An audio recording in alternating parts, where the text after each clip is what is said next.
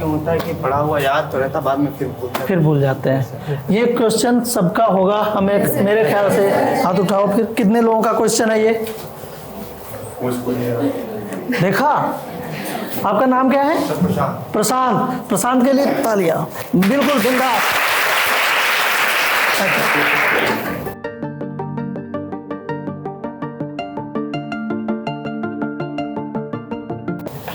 यही है, यही प्रश्न है हमारे, यही तो प्रश्न है और यही तो पूछने हैं।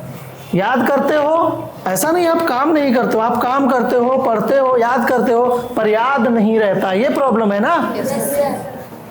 तो इसका एक आंसर ये है, सिंपल सा आंसर, कि आप लोग रिवाइज नहीं करते हो। क्या करते हो? पढ़ते कब हो? एग्जाम के समय। और अगर डेली पढ़ते हो तो शाम को सोने के समय रिवाइज नहीं करते हो। तो आपको करना पड़ेगा रिवाइज प्रतिदिन के बेस पे। जितना आज पढ़ा है उसको कर लो रिवाइज, जितना आज पढ़ा है। उसके बाद एक इंटरवल बना लो कि वीकली बेसिस पे जो भी पढ़ा है वो हम संडे को करेंगे। जो वीकली बेसिस पे पढ़ा है वो संडे को करेंगे। संडे को जब रिवाइज करोगे तो ये जो डेली रिवाइज वाली एक्सरसाइज है, इसकी वजह से संडे को केवल आपको 40% या इससे भी कम मिलेगा रिवाइज करने के लिए, क्योंकि पहले से ही सब याद होगा आपके मन में। अगर आपने ये सब कर लिया तो जो आप अचीव करना चाहते हो 70-80%, उसमें 10% आपका ऑटोमेटिकली बढ़ जाएगा, क्योंकि फिर याद करने के लिए एग्जाम के टाइम तक बचेगा ही नहीं। और एग्जाम के टाइम पे जो याद करता है वो सब भूल जाता है। मैं कंपटीशन की एग्जाम देता था तो भाई मेरा एक शेड्यूल बना होता था कि मैं इस तारीख इतने बजे तक पढ़ूंगा, शाम को कल अगर हमें 10 बजे एग्जाम देने जाना है तो आज 5 बजे मेरी पोथी पत्रा बंद कर देता था। उसके बाद फिर अपने गाने, म्यूजिक, जो हमारी एंटरटेनमेंट की एक्टिविटी थी वो सारी करता था। सुबह जब जाता था तो बहुत से बच्चे, यहाँ घंटी लग रही है, वो अरे ये छोड़िए, आप बताओ क्या उस समय याद कर सकता है कोई? तो पहले से ही प्रेशर है दिमाग में, कहाँ याद होगा। लेकिन हम अपने आप को फालतू में बहका रहे हैं, समझा रहे हैं, बेवकूफ़ बना रहे हैं कि नहीं हाँ हमने पढ़ा था अभी ये, और वहाँ क्वेश्चन वो आ जाएगा और ये क्या बताएं, अभी सुबह ही तो मेरी आँख पड़ी थी इस पे और देखो ये याद नहीं आ रहा। कैसे याद आएगा? उसको आपने थोरोली नहीं पढ़ा है। तो एग्ज़ाम के कम से कम 8 घंटा पहले बिल्कुल जो ब्रेन होता है उसको फ्रेश रखिएगा। ऐसी तैयारी ही करनी है आपको कि एग्जाम के 8 घंटा पहले बिल्कुल ब्रेन को फ्रेश रखिए। जब ब्रेन फ्रेश रहेगा तो आप अच्छा लिखोगे, क्योंकि तब आपकी मेमोरी से ट्रांसफर होता रहेगा सारा आपके दिमाग में।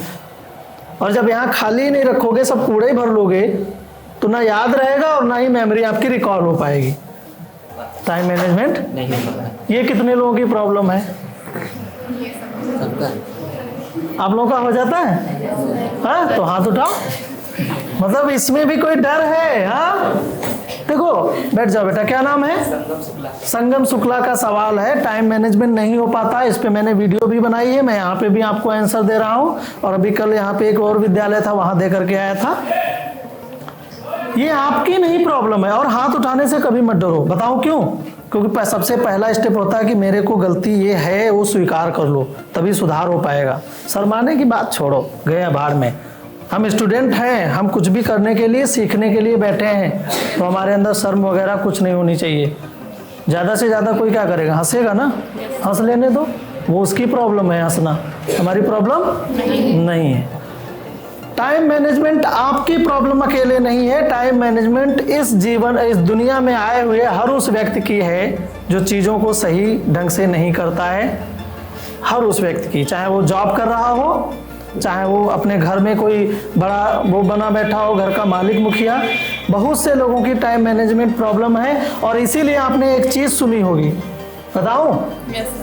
आप किसी को फ़ोन करो कि 5 बजे आ जाना, कितने लोगों के यहाँ 5 बजे वो आदमी पहुंचेगा? अगर आप 5 बजे तक इंतजार करोगे फोन कर, कहाँ रह गए चाचा, तो चाचा क्या कहेंगे?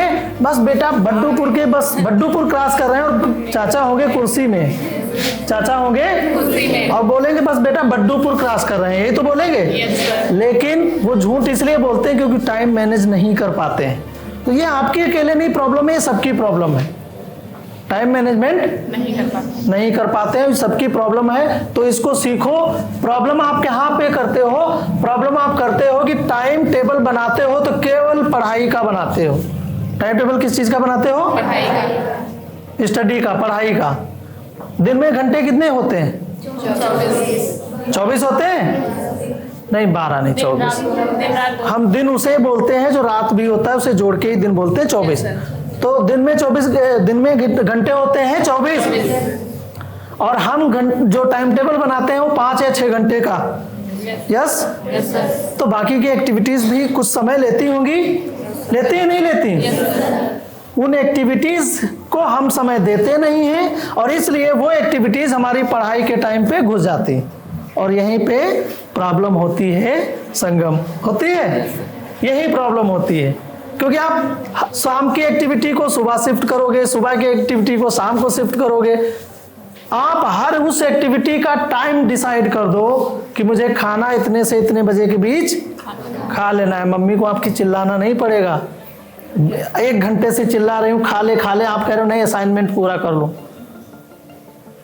क्योंकि आपका टाइम है, आपने टाइम टेबल चार्ट बड़ी एक खरीदो और बड़ी चार्ट में बढ़िया सा डेकोरेट करके टाइम टेबल बना लो और हर एक्टिविटी को लिखो। नहाना 10 मिनट के लिए, कितने बजे से कितने बजे तक नहाना है, उसके लिए संडे भी हो तो उसी दिन उतने बजे नहा लो। बहुत लोगों को संडे कहते हैं यार देर से जगा था, टाइम नहीं मिला था। क्यों भाई? स्कूल नहीं जाना है ना, लेकिन खाना तो खाओगे। तो जब जगोगे देर से तो सुबह का नाश्ता स्किप होगा नहीं होगा? इसलिए चाहे संडे हो या मंडे, वो रोज अंडे खाने वाला नहीं, चाहे संडे हो या मंडे, टाइम टेबल फॉलो करना है। यही होना चाहिए आपका फंडा। ठीक है? टाइम टेबल को 24 घंटे के हिसाब से बनाओ। किस समय कौन सी एक्टिविटी करनी है उसको एक समय दे दो। आप उसको एक समय दे दो, तभी आप उस जीवन में आगे बढ़ पाओगे। जितने भी आप सक्सेसफुल लोगों को देखते हो उनके टाइम टेबल बने होते हैं। वो बिना टाइम टेबल कोई काम नहीं करते, क्योंकि अगर वो बिना टाइम टेबल काम करेंगे तो प्रॉब्लम हो जाएगी। और आप सब जानते हो कि अक्सर आपको जब किसी बड़े अधिकारी या किसी के पास जाना पड़ता है तो पहले अपॉइंटमेंट लेना पड़ता है नहीं? डॉक्टर है, इलाज करता मरीजों का, उसके यहाँ टाइम लिखा होता है। आप जाके देखो किसी दिन 8 बजे के बाद अगर उसकी दुकान बंद हो रही हो, कहेगा भैया कल आना, मैं नहीं भर्ती कर सकता, कहेगा। उसका भी टाइम टेबल सेट है। स्टूडेंट को हर चीज के लिए टाइम फिक्स करना पड़ेगा, तब वो अपनी स्टडी का समय निकाल पाएगा, वरना हो जाएगी प्रॉब्लम। इवन आप किसी फोन पे बात करते हो तो आधा घंटा 1 घंटा उसके लिए समय निकाल लो, उसी समय बात करोगे और सबको बता दो। मैं सुबह 9:30 बजे के पहले अपना व्हाट्सएप नहीं चेक करता हूं। रीजन है, जिसको जो भेजना है भेज दो, 9:30 बजे मिलेगा आपको उसका आंसर, बीच में आपको आंसर नहीं मिलेगा। और गलती से चेक भी हो गया तो भी जवाब उसको वहीं 9:30 के बाद ही टाइप होके मिलेगा। तो चेक होने के लिए हो सकता है कोई मेरा टीम मेंबर ओपन करके लैपटॉप पे या कहीं ओपन करके देख रहा है तो वो चेक कर लिया, बट आंसर मिलेगा उसको 9:30 के बाद, जब वो मेरा अप्रूवल उसके पास जाएगा। बैंक में जॉब भी करता था, अभी 2016 में रिजाइन कर दिया। तो 2011 में मेरी शादी फिक्स हो गई। और आजकल तो आप जानते हैं शादी होने के बाद लोग एक दूसरे से बहुत बातें करते रहते हैं। लेकिन मैंने वहाँ भी बता दिया था कि देखिए सुबह मेरी ब्रांच थी मुंबई में, तो वहाँ मॉर्निंग आवर्स की ब्रांच होती है। तो सुबह में मैंने कहा 8 बजे मेरी ब्रांच स्टार्ट हो जाती है, 8 बजे से, और 5 बजे मैं घर पहुँचता हूँ। ये टाइम मेरी बैंक का है, ये आपका पर्सनल टाइम, इस बीच में फ़ोन मत कर देना। और आज की भी डेट में मेरे पास फ़ोन नहीं आता है, मेरे साहब हैं पीछे खड़े, उनके पास फ़ोन आता है मेरी मैडम का कि साहब तुम्हारे फ्री हो गए, मेरे पास नहीं आता है। क्योंकि उन्हें मालूम है इस आदमी को फ़ोन करके कोई फ़ायदा नहीं मिलेगा, ये अपने टाइम का पक्का है, ये जब मर्जी होगी, जब समय होगा तभी उठाएगा। ये मैं इसलिए कह रहा हूँ कि वो पीछे खड़े हैं, उन्हीं के पास आता है, बोलेंगे थोड़ी देर बाद भी पीछे, सर मैम कह रही थी कुछ काम है, बात कर लीजिए। तब मैं कहता हूँ अच्छा ठीक है, मेरे को फोन नहीं आता। तो ऐसा बना लो तो आपको ना आपका दोस्त डिस्टर्ब करेगा, ना आपके मम्मी पापा, कोई नहीं डिस्टर्ब करेगा जब आप 24 घंटे का समय बना लोगे। ये टाइम टेबल बनाने के बाद जब टाइम ना फॉलो हो, बना भी लोगे 24 घंटे के हिसाब से, लेकिन ये फॉलो ना हो तो क्या करोगे, तो 5 दिन की एक एक्सरसाइज करना, 5 दिन की एक्सरसाइज। वो एक्सरसाइज क्या है कि आप जो कर रहे थे जैसे उसको करते रहना, बस एक डायरी लेना, एक डायरी या एक लिस्ट बना लेना और उस पर लिखना कि आप कौन सा काम कर रहे थे आज, इतने से इतने बजे तक क्या किया, इतने बजे तक क्या किया। तो जो आपका टाइम वेस्टिंग एक्टिविटी है वो 4 दिन में आपको पता चल जाएंगी कि सबसे ज्यादा टाइम खराब आपका कहाँ होता है। अगर आपको ये भी पता चल जाएगा कि मेरा टाइम जा किस में रहा है तो आप उस चीज को हटा दोगे और फिर 5वें दिन फ्रेश तरीके से उसी टाइम टेबल को फॉलो करिए। मेरा वादा है कि आप उस दिन फॉलो करने लगोगे। इसकी वजह से पढ़ नहीं पाते, रात को पढ़ाई के वक्त नींद आ जाती है। आपका भी ऐसा ही क्वेश्चन है, दोनों का सेम है। क्या नाम है आपका? प्रियांशु। आपका? सोनी और प्रियांशु का सेम क्वेश्चन है, दोनों हाथ सेम उठे। ऐसा दुनिया में होता है कि आपके मन में जो आइडिया आता है वो हजारों दिमाग में चल रहा होता है। ठीक है, तो सोनी और प्रियांशु दोनों के लिए तालियां। रात को नींद आती है आपको? सुबह रात को, और सुबह भी किसी को नींद आती होगी? सुबह कितने लोगों को आती है? इतने लोगों को। और रात में कितने लोगों को आती है? बाकी लोगों को, है ना? लेकिन नींद आती है और नींद आनी भी चाहिए। नींद देखो, पहला आपको कितने घंटे सोना है वो डिसाइड करो। कितने घंटे स्टूडेंट को सोना चाहिए? कितने? 4? कितने? हाँ, भाई लोग सही बोल रहे हैं, 6 घंटे सोना चाहिए कम से कम। अगर आपके बॉडी की डिमांड है, बॉडी बायोलॉजिकल स्ट्रक्चर किसी का डिफरेंट हो सकता है, इसलिए साइंटिस्ट ने 6 घंटा फिक्स नहीं किया है, 6 से 8 रखा है, क्योंकि किसी की बॉडी को पूरा रिकवर होने के लिए 8 घंटे भी लग जाते हैं। तो 6 से 8 घंटे की नींद चाहिए हर इंसान को। जो नहीं सोएगा वो नहीं रिकवर कर पाएगा। उसके लिए फिर और भी टेक्निक्स हैं, जैसे मुझे 12 बज जाता है, 11:30, 12:30, कभी कभी इस समय कई काम रहते हैं, तो मैं जब जगता हूँ तो और भी कई मैं एक्टिविटीज़ करता हूँ जिससे मैं अपनी नींद भगा पाता हूँ और अपने आप को रिचार्ज रख पाता हूँ। वो भी आप करो। तो नींद आती है शाम को अगर, तो उसके तरीके ये हैं कि एक तो आप दिन भर ऐसी एक्टिविटीज़ करते हो जो आपको बहुत थकाती हैं, जो आपको बहुत थकाती हैं। तो जो आपको ज़्यादा थकाए वो एक्टिविटीज़ आपको नहीं करनी है। बस फिजिकल एक्टिविटी में जो भी काम करो वो ऐसा करो कि आपको एनर्जी मिले। अब फिजिकल एक्टिविटी से एनर्जी तब मिलती है जब आप खेलते हो, जब आप खेलते हो, दौड़ते हो। जब भी आप कोई फिजिकल एक्टिविटी, कोई गेम खेलते हो आउटडोर वाला, तो आपकी थकान कम आती है आपको। भले ही आप कितना भी आपको उस समय लगे पसीना आ रहा है, बट आप क्या करोगे उस समय, बाद में बड़ा रिलैक्स फील करते हो। आपके जो घर में पढ़ाई करने की जो कंडीशन है वो गांव क्या शहर में भी यही प्रॉब्लम है। वो ये है कि जनरली हम काहे से पढ़ते हैं? जो दीवार पे बल्ब लगा है। पढ़ना किससे चाहिए? हाँ, कितने लोगों ने बोला लैंप से? किससे पढ़ना चाहिए? लैंप से पढ़ना चाहिए। जब हम लैंप से पढ़ेंगे तो हमारी आंखों पे प्रेशर नहीं रहेगा, और हम जब इस लाइट से पढ़ेंगे तो हमारी आंखों पे प्रेशर रहेगा, हमारी आंखें थक जाएंगी, और हमारी पुतली जब ज़्यादा कम लाइट लेती है और उसको फोकस ज़्यादा बनाना पड़ता है तो ये फैलती है, और ये फैलती है तो क्या होता है कि हमारे आंखों पे प्रेशर आता है और हम जल्दी थक जाते हैं। तब हमारा ब्रेन थकता है। ब्रेन थकेगा तो नींद ऑटोमेटिकली आएगी। तो पढ़ना है हमें टेबल लैंप से, ठीक है। दूसरा इसका एक और एग्जाम्पल है, वो ये है कि जब आप पढ़ते हैं तो ज़्यादातर या तो आप रजाई में बैठ के पढ़ते हैं सभी लोग, या टेबल चेयर पे बैठते हैं तो बस कंबल से पूरा ढक लेते हैं, यही तो। लेकिन आप सोचते होंगे कि बीडी वर्मा आप भी फालतू की बात कर रहे हो। ये बताओ, इतनी ठंड में अगर ठंडक लगेगी तो क्या करेंगे? जाहिर सी बात ढकेंगे, कवर करेंगे। तो आपको खुद को कवर नहीं करना है, आपको अपने रूम को, टेम्परेचर जो रूम का होता है उसको एडजस्ट करना है। अब ये कैसे करोगे? कोई बताएगा आप में से? रूम का टेम्परेचर एडजस्ट करना बहुत आसान है। हर किसी के घर में वो ब्लोअर हवा वाला हीटर होता होगा, सबके घर में। उसको लगाओ और धीमी आंच पे सारे दरवाजे बंद कर दो, क्योंकि वैसे भी आपका जो स्टडी का जगह है वो ऐसा होना चाहिए जहाँ कोई आपको डिस्टर्ब ना करे। और अगर ऐसा नहीं है तब भी आप मम्मी पापा के कमरे में बैठ के पढ़ते होगे तो भी कोई दिक्कत नहीं, लगा लो, मम्मी से बोलो चुपचाप इधर सो जाओ, तकिया लगा के हम पढ़ रहे हैं, और वो सो भी जाएंगी, क्योंकि लाइट से तो आप पढ़ नहीं रहे हो, आप तो लैंप से पढ़ रहे हो।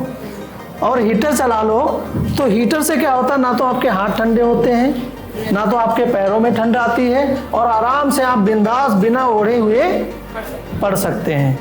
तो दूसरा काम ये करना है, जिसके घर में हीटर नहीं हो, अवेलेबिलिटी भाई गांव के इलाके में हो सकता है सबके घर बिजली की दिक्कत हो या कुछ हो, तो उसको मेरा सुझाव है वो अंगीठी ले ले, काफ़ी सस्ती होती है, और घर में कोयला तो गांव में सबके यहाँ बन जाता है, उसको जला लो। अंगीठी से भी आपको उतना ही टेम्परेचर आपके रूम का हो जाएगा, आपके उंगलियों में ठंडक नहीं लगेगी, क्योंकि आप यहाँ सब कवर कर लेते हो तो भी ये बेचारी जो उंगलियां हैं ये ठंडाती हैं, और इनको बार बार गर्म करने के चक्कर में दिमाग इधर चला जाता है, फिर पढ़ नहीं पाते, इसलिए भी नींद आती है।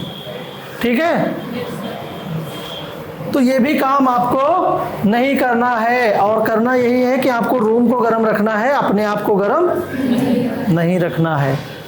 ये भी प्रॉब्लम है, ये कॉमन प्रॉब्लम है हर स्कूल में। मैंने एग्जाम्पल भी यही बताया है, क्योंकि इससे बेहतर कोई एग्जाम्पल ही नहीं है। ठीक है, दूसरा ये हो गया शाम का इशू। एक चीज और बची इसमें, वो है बैठने की पोजीशन। अब जैसे ये बैठे हैं, ये थोड़ा स्ट्रेट हैं, आप थोड़ा झुके हुए बैठे हैं, कोई बात नहीं, घबराइए नहीं। ऐसे बहुत से लोग यहाँ पे झुके हुए बैठे हैं, सबके पास तक नहीं पहुँच पाऊंगा। जब आप बैठते हो तो आप अपनी जो रीढ़ की हड्डी है इस पे डालते हो प्रेशर, या तो ऐसे बैठते हो या ऐसे बैठते हो, और ये आपके ऐसे तो मजा आता है क्योंकि आदत पड़ चुकी है, लेकिन ये रीढ़ की हड्डी आपको बाद में पेन करती है और फिर ये प्रॉब्लम क्रिएट करती है। तो जब भी बैठो स्ट्रेट बैठो, और अगर आप वो पलथी मार के क्रॉस लेगेड पोजीशन में बैठते हो तो भी ऐसे बैठो बिल्कुल स्ट्रेट।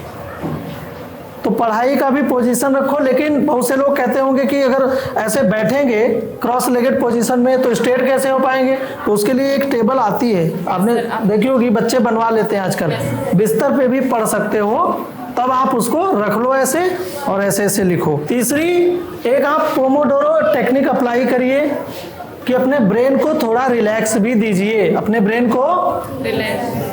और यहाँ पे भी नींद आती है क्योंकि ब्रेन हमारा कंटिन्यूसली वर्क नहीं कर सकता, इसलिए ब्रेन है हमारी एक मेमोरी। तो जैसे कंप्यूटर में ना आप बार बार सेव करते जाते हो कंट्रोल एस करके, ऐसे ही ब्रेन को भी कंट्रोल एस करना है, सेव करना है जो हमने पढ़ा है, और उसके लिए ब्रेन लेता है 5 मिनट। कितने? 5 मिनट। ब्रेन कहता है भैया 25 मिनट हमें पढ़ाओ, 25 मिनट खूब घोल के पिला दो, 5 मिनट आप कुछ भी काम करो, हम अंदर प्रोसेस कर लेंगे।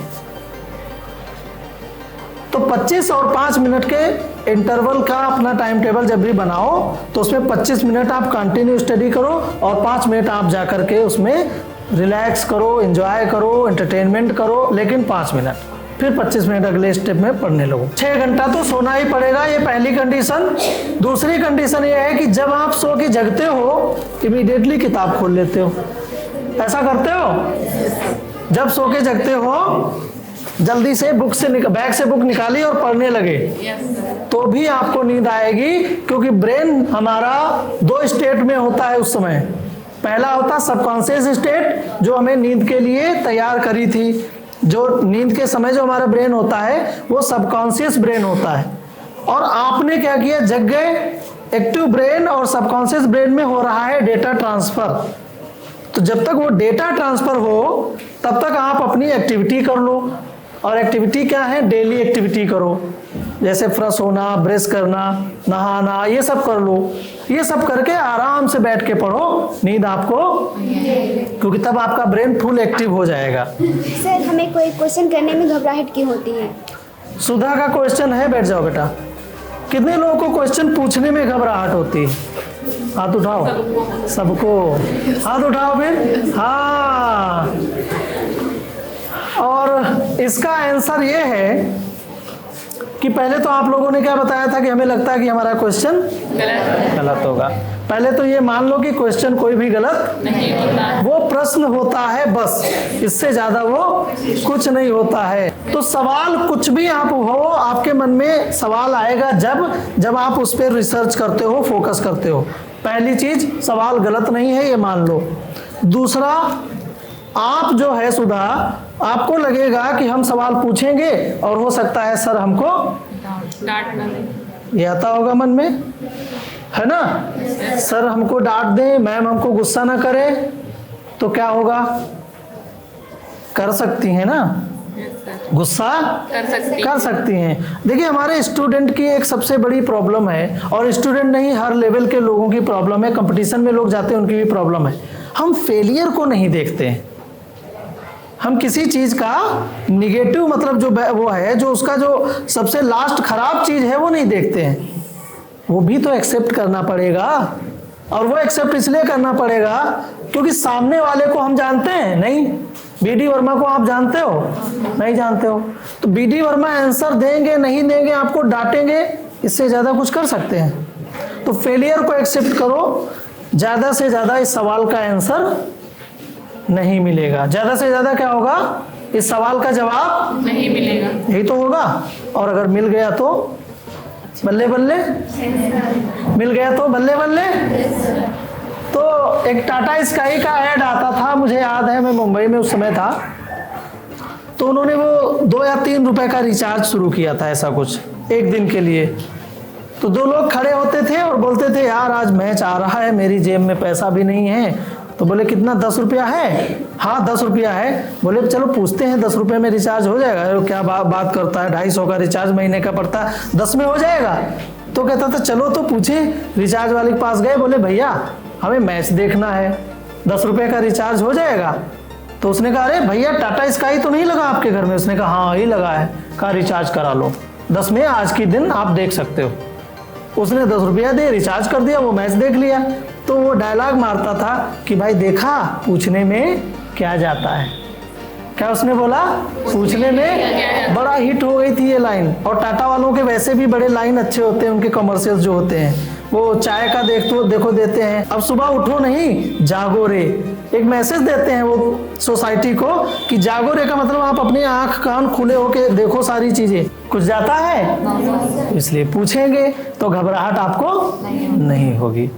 पहले खुद से एक्सेप्ट करो कि या तो ये आदमी उत्तर नहीं बताएगा, या तो ये आदमी हमें डांट देगा, और ज्यादा से ज्यादा मुझे इसका सवाल नहीं मिलेगा, और इससे ज्यादा होगा तो ये मुझे बेवकूफ बोल देगा, बस। इसके अलावा कुछ कहेगा तो आपको उत्तर मिल जाएगा। और पूछोगे तभी सवाल का जवाब मिलेगा, नहीं पूछोगे तो ये हमेशा याद रखना। बचपन से आपने जो भी चीजें सीखी वो पूछ के सीखी हैं। कोई इसमें से ऐसा है जो बिना पूछे सीख गया? तो ये याद करो पुरानी चीजें, कि जब पुराने हम जब कुछ नहीं जानते थे, तब इतने सवालों का जवाब लेकर के आज हम ज्ञानी विद्वान हो गए। तो अब तो हम बहुत कुछ पूछ सकते हैं, और अब तो हमारे पास बहुत दुनिया है। 2 मिनट के लिए बैठना, डेली प्रतिदिन बैठना, और हाथ को ऐसे करना, उसमें से एक हाथ को ऐसे लेना, दाहिने को पहले लो। चलो सभी लोग लो दाहिने हाथ को। अब देखिए, हमारे जो ब्रेन है, और हमारे ब्रेन में और हमारे इन फिंगर टिप में बहुत बड़ा कनेक्शन है। जब हम माँ के गर्भ में होते हैं, तो हमारा जब ब्रेन विकसित होता है, इधर देखें सारे लोग, बस लास्ट एक्टिविटी है। जब हम माँ के गर्भ में होते हैं, हमारा ब्रेन विकसित हो रहा होता है, उसी समय ये फिंगरप्रिंट विकसित हो रहे होते हैं। सोच के देखो, गॉड ने या यूनिवर्स ने, ब्रह्मांड ने कैसी युक्ति बनाई है कि इसका कंट्रोल इससे होता है। अब क्या करना है, इनमें 3000 नए माइक्रो रिसेप्टर्स होते हैं जो यहाँ से हाईवे का काम करते हैं इंफॉर्मेशन के लिए। हमारे ब्रेन को, ये ब्रेन के लिए हाईवे का काम करते हैं। तो जो भी चीज हम यहाँ से कंट्रोल कर लेंगे, और इसके लिए दाहिना हाथ पहले लें और इसको अंगूठे से दबाएं, पहले इंडेक्स फिंगर को ऐसे प्रेस करें तेजी से, फिर इसको करें, फिर इसको, फिर ऐसे। इसको कम से कम 20 बार करें दाहिने हाथ से। फिर आप बायां हाथ उठाएं और बाएं हाथ से ऐसे करें, इसको ऐसे करें, ऐसे करें, ऐसे करें, और इसको भी 20 बार करें। दोनों को 20-20 बार करेंगे, और प्रतिदिन करना। जादू नहीं है, लेकिन जादू जब होगा तो ऑटोमेटिकली आपको पता चलने लगेगा। और जिसके जितनी ताकत हो, बस ये ध्यान रखना दूसरी उंगली टूट ना जाए। फिर इसको लो, बाएं हाथ को ऐसे करो, और ये मुझे लगता है 2 मिनट लगेगा। जब भी पढ़ने बैठो तो ये एक्टिविटी कर लो। कर लोगे? इससे भी हमारा ब्रेन क्या होगा? ग्रो हो जाएगा, डेवलप होगा।